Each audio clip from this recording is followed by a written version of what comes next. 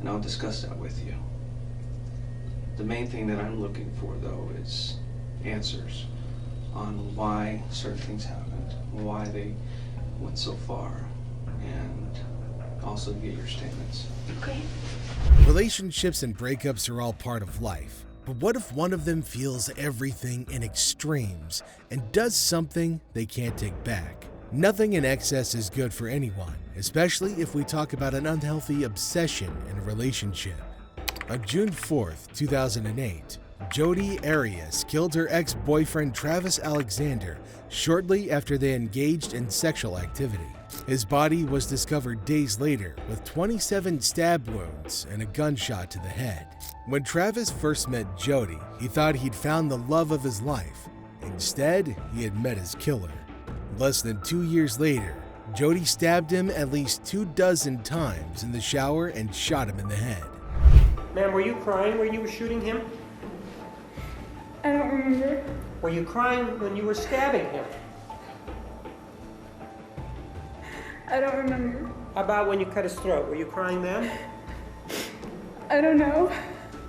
She claimed during her murder trial, which captivated the nation, that Alexander had assaulted her and that she had no choice but to kill him in self-defense. But Alexander's friends claimed a different narrative, claiming that she had developed an undeniable obsession with him, even eavesdropping on him and reading his emails. And I only have to point out to the point as far as the May 10th, 2008 conversation, in terms of showing that she has no problems lying on the telephone where she says, well... In the end, a jury convicted JODI in 2013 based on horrifying crime scene images that she took of Alexander before and after his murder. But what prompted her to murder Travis Alexander on June 4th, 2008? Travis Alexander, born on July 28, 1977, had a tough early life. He and his 6 siblings had drug-addicted parents, and their mother physically abused them.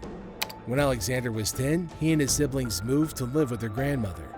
But by the time Alexander reached adulthood, he had established a steady life for himself. He'd converted to Mormonism and landed a position as a salesperson for prepaid legal services. Alexander and JODI first met at a trade meeting in Las Vegas in September of 2006. Alexander and JODI, a blonde freelance photographer, talked until 4 a.m. The next morning, Alexander boasted to his buddies about having discovered his wife. I went from intrigued by her to interested in her to deeply caring about her to realizing how lucky I would be to have her as part of my life forever, Alexander wrote to a friend after he and JODI began dating. She's fantastic.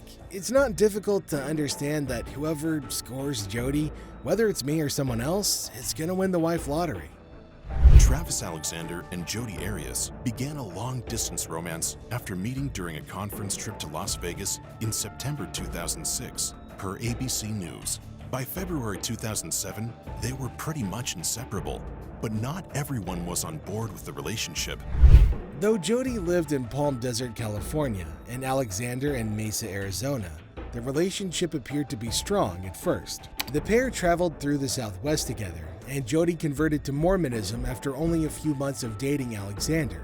But cracks quickly emerged. I started seeing things that were just disturbing. I said, Travis, I'm afraid we're going to find you chopped up in her freezer. From very early on, she was completely obsessed with him. Travis Alexander's excitement about meeting JODI was tempered by guilt. They were having premarital intercourse, which in the Mormon church is prohibited. He occasionally vented his guilt on her, calling her a slut in text messages and emails.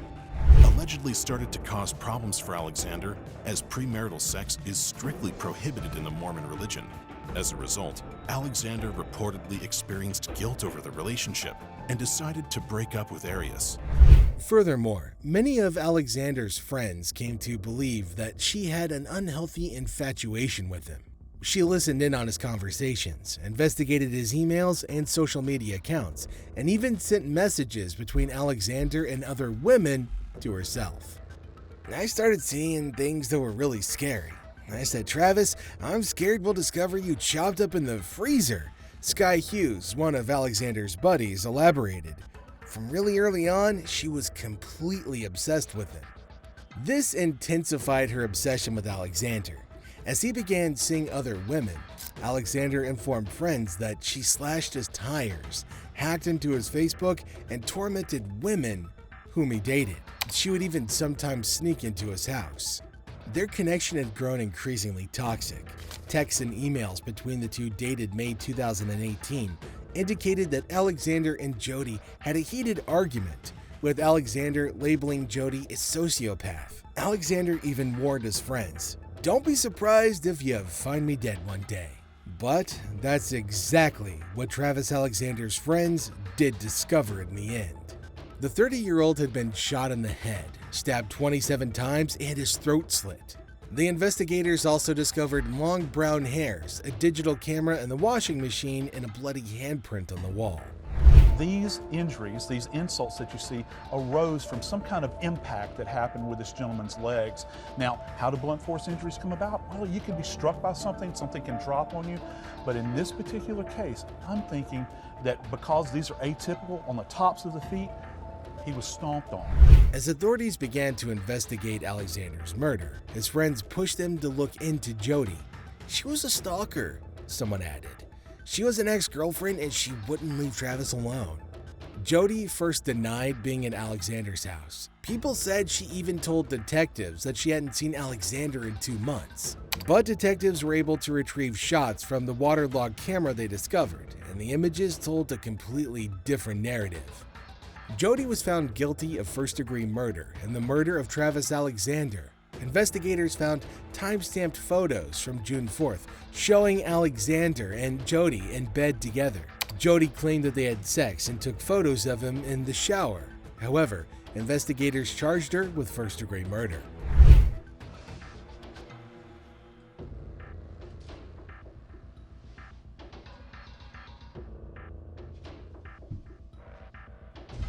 So you remember me? Of course I do. I traveled all the way up here. The prosecution offered more proof, including DNA found in the bloody handprint on Alexander's wall and a missing gun. They built a case based on jealousy, but Jodi and her lawyers claimed that she killed Alexander in self-defense. The defense painted Alexander as someone addicted to sex and pornography, who physically, verbally, and emotionally abused Jodi. The trial lasted 4 months, and a jury sided with Alexander, finding Jodi guilty of first-degree murder. She was then sentenced to life in prison. The Alexander family is pleased with the verdict, but Travis's brother believes he'll never be able to do great things with his life because his beloved brother Travis was brutally ripped from this world. So what are your thoughts on this tale of love turning into obsession and ending up in a gruesome murder? Could Travis have saved himself if he didn't get involved with Jodi? Or would he have ended up with the same fate one way or another? Make sure you tell us your thoughts in the comments down below. And don't forget to give the video a thumbs up and subscribe to the channel before you go.